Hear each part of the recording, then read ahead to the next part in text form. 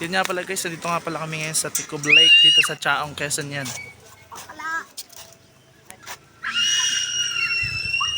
Ganda nga pala dito guys. Ayan. Kita yan yung bundok na yan, no? Kaso medyo ano siya ngayon, cloudy. Kaya hindi masyado siya matanaw. Pero pagka ano dito, maganda kita yan dyan. Tapos yan, pwede kang bumaba dyan sa baba. May daanan yan doon sa kabila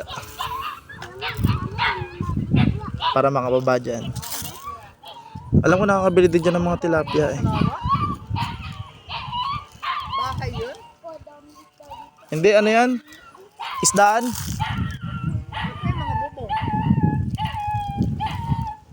And ano nga pala to guys, parang style Sampaloc Lake.